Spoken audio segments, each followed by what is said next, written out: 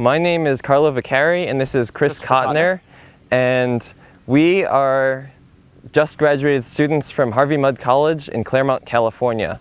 Over the past year, we've been working on this project, Bare Necessities, which is a minimum diameter CTI N5800 rocket.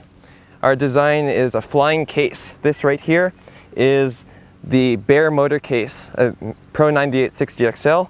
We have aluminum fins and a fin can slipped over it, and a custom-made composite nose cone on the front. Carlo, how do you think it's going to go? The predicted apogee is between 95,000 and 105,000 feet, depending on parameters in the simulation. And how many times have you run the simulations on real rockets and come up with the correct results? It's a very well-tested simulation. We've compared its output to CFD techniques. It's been pretty well simulated. All right. Want to say hi to everybody while you're at it? We'd like to thank Off We Go Rocketry. Yes, Off We. Or is it?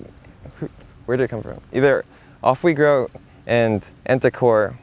Entacore Electronics agreed to donate an AIM Extra 2.0 for us to do as a flight demo, which we'll be publishing in Rockets Magazine at some point in the future. The write-up of the report of the flight. We'd also like to thank all of the people who helped us get here today. Jim Jarvis providing our launch support, Greg Lazinga providing legal clearance and on support and moral support as well as otherwise. Eric Spute in the engineering department helped fund the program. We'd like to thank Tony Alacoser, Kurt Von Delius, Dave Vetterman, and probably many other people that I'm not going to remember right now for providing help with us the last time we came out as well as previous times, and lots of internet conversations. All right. Well, good luck, guys. Thank you.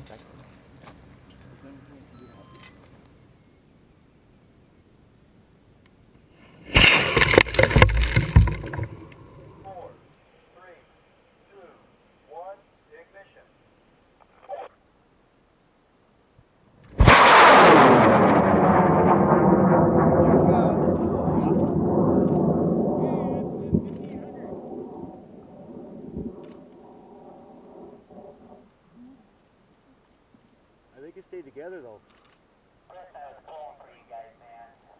It is flying on a K550. This rocket is launching in 5, 4, 3, 2, 1, ignition.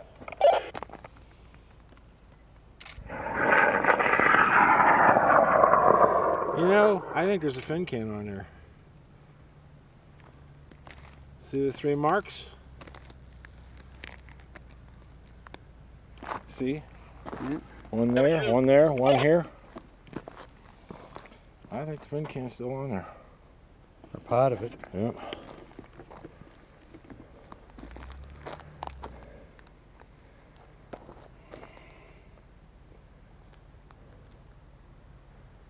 Yeah, but where's the payload at? Inside that? Inside the nose cone. Right there. And did you vent the payload section at all? No. Purposely not. Okay, so that means that the air that was trapped in there may have been higher pressure than what the It outside was. But It we was. designed the shear pins to hold atmospheric The shear- pressure all the way to apogee. To space. The shear Oh, pins were space. capable of holding the nose cone in against that. Like the Raven shows that it started to spin like exponentially. So one thing is it might have been dynamic instability.